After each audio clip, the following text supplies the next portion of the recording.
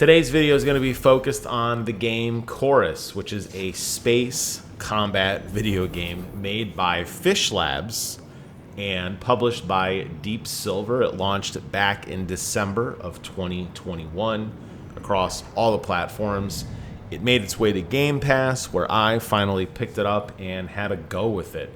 I have to say it's an interesting space game. When you think of space games just in general, 3D, dogfighting, flying around, how does that world pull you in? And Chorus decided it was going to take a very story-driven approach to make you care about what you were doing and why. It doesn't have the pedigree of being an X-Wing pilot from Star Wars where you can inject your own feeling and lore into the universe. It doesn't have the pedigree of a game like Descent, which was really the first of its kind, which blew everybody away. So there's definitely a area, I think, where this genre can definitely survive. The question is Chorus one of those games that's going to draw you in?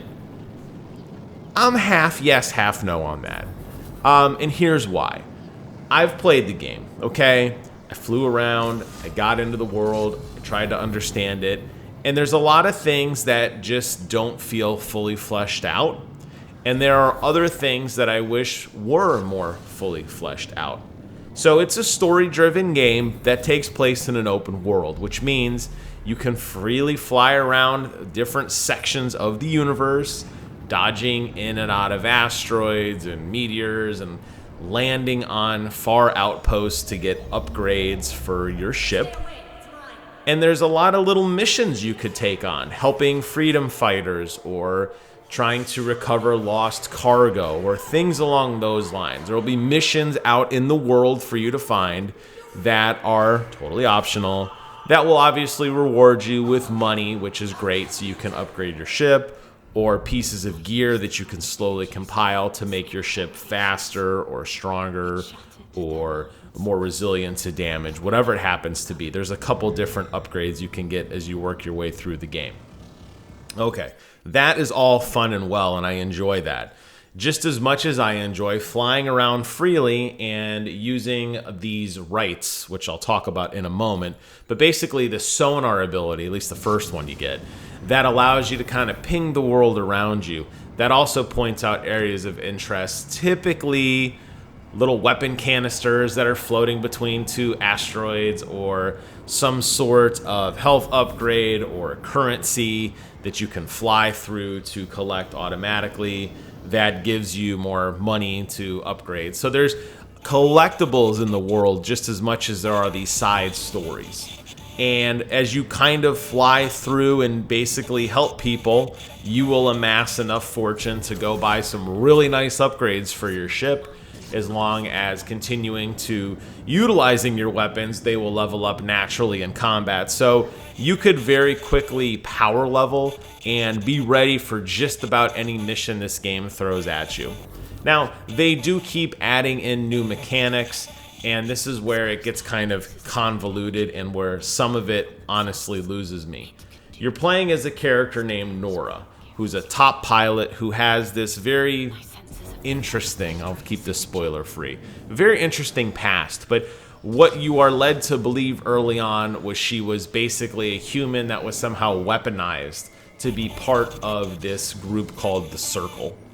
And through her basically kind of awakening and realizing that the Circle isn't all it meant to be, kind of leads this revolution against them. And this guy, the Great Prophet, who was her mentor and father figure, who has now mysteriously gone evil and is hell-bent on world domination. And it's up to you as Nara to kind of get your wits about you and go back and fight off this evil force. Which, okay, I can buy off on that. Now, Nara has interesting abilities called rights. One of the early ones you get is a pinging right.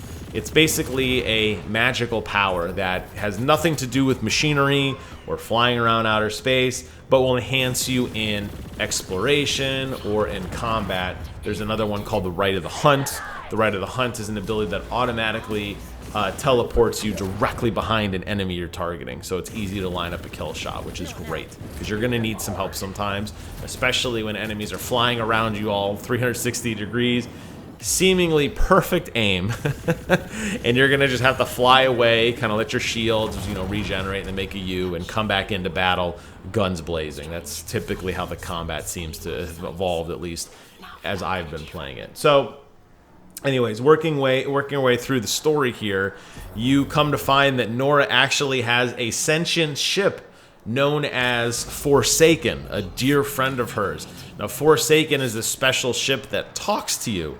Apparently, Nara locked Forsaken away in this asteroid belt and has to recover it. This is done this is like the second mission you do in the game.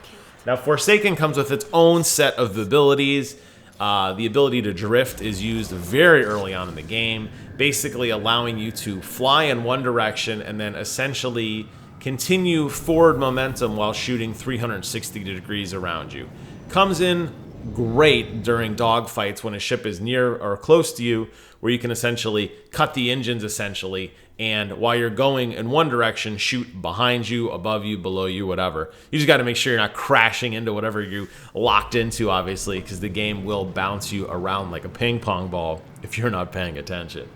Now, Forsaken has his own story as well, and his relationship to Nara is very interesting. And they talk to each other during missions, and he's very upset that Nara locked him away, and understanding that she is kind of defecting in a sense, and he finds this sense of purpose, and they need each other, and they complete each other, and together they become this ultimate fighting machine. And then after you've done enough in the world, basically taking the fight back to the circle to essentially lay waste to all evil across the land. It's an interesting story. Like I said, it loses me sometimes because there's just so much going on here, and it does get very far-fetched at times. The fact that Nara locked Forsaken away for many, many years, and within less than a minute, they're already best friends again, and they've somewhat reunited because Nara was in pain and Forsaken felt bad. Somehow they're back together again. The part that legitimately made me laugh out loud is when Forsaken kind of flies up to Nara and sticks the nose of his, like the cockpit, like the tip of the plane, up under her hand, akin to a dog begging an owner to be petted by putting their snoot under the owner's hand. And I was like, okay, really? We have to pet the ship? This is our ultimate badass weapon, the secret weapon that's going to help us destroy the ultimate evil in the galaxy, and you're going to sit here and tell me the ship just wants to be the goodest boy and get petted? Like, come on, man. There's stuff like that just the tone totally loses me. I could buy into the fact that Nara has this past. She's a weapon. She's been experimented, or something has happened to her that gives her these special abilities. I can understand she's made a bond with this sentient AI, very similar to Chief and Cortana. They have a common goal and a common enemy. And just when the game starts to feel like it has some levity and brevity to it and matters and what you're doing is important in the world, the ship wants to be petted like a dog. It's like, what are you guys doing? And you'll find moments like this, and I don't want to get too heavy into the spoilers here. You will find moments like this throughout the game where you're constantly asking yourself, is this the best we could do? I get it, the game needs filler content. I get it, it's an open world. I get it that they're trying to flesh out the universe, that Nara has a special ability, that she can help other people around her. You take on all these side missions to what you would really consider menial tasks, but are very important to all the people around you.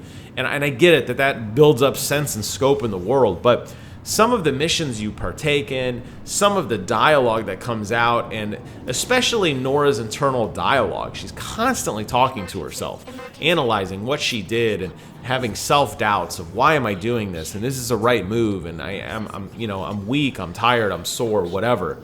It's great, but it really throws you out of it when you get on these really stupid, quirky missions and these really stupid, quirky cutscenes that just are baffling, honestly baffling. The other complaint I have is, I guess because it's an open world sandbox, there seems to be an issue with triggering specific events. There are a lot of areas that I will go to and I will fly around and I'm trying to find or trigger an event or do something and nothing happens. Or the game is like, investigate for clues or scan further or look around. And I fly up, down, left, right, 7 ways to Sunday. I cannot find out what I'm supposed to be doing. And I just leave. And I don't like that in a space game. The sense of exploration isn't always rewarded. Now, flying around is a ton of fun, and I will gladly do that.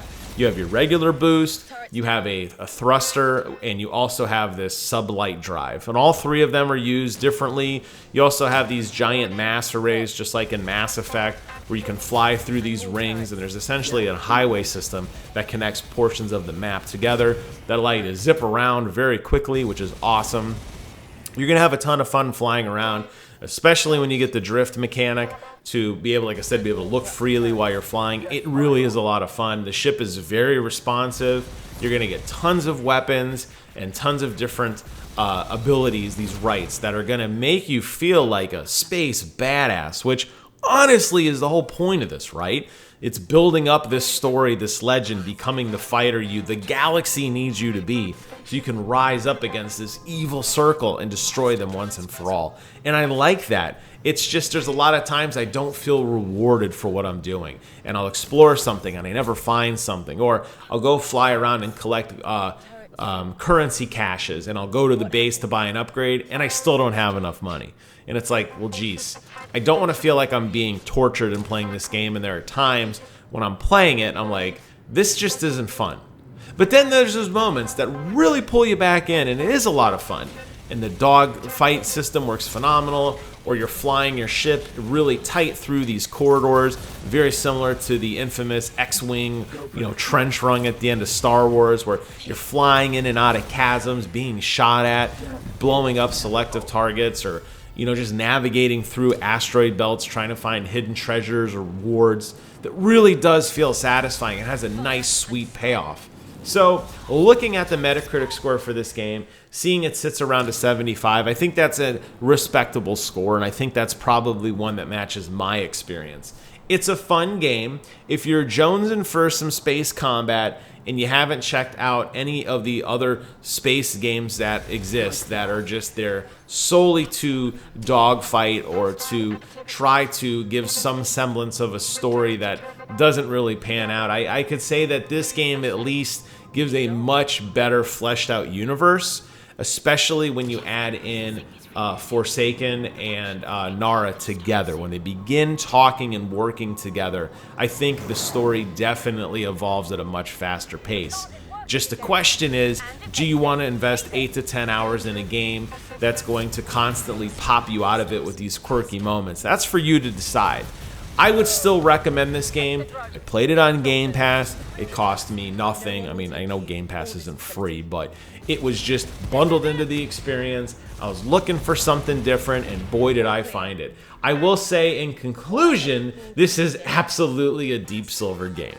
And if you've played any Deep Silver games before, you know what I'm talking about, where it looks really great, it has a high level of polish, but there's just an unspecified amount of jank going on in the background. Well, this game has it absolutely just as much as all the other ones. But the name of the game is Chorus. Recommend at least check it out on Game Pass. It is available on every platform, every streaming service, even Amazon Luna, believe it or not. Luna, actually. Luna users, go get out there and represent. I think all 7 of you guys. Man, I can't believe that service is still around. But I'll save that for another day.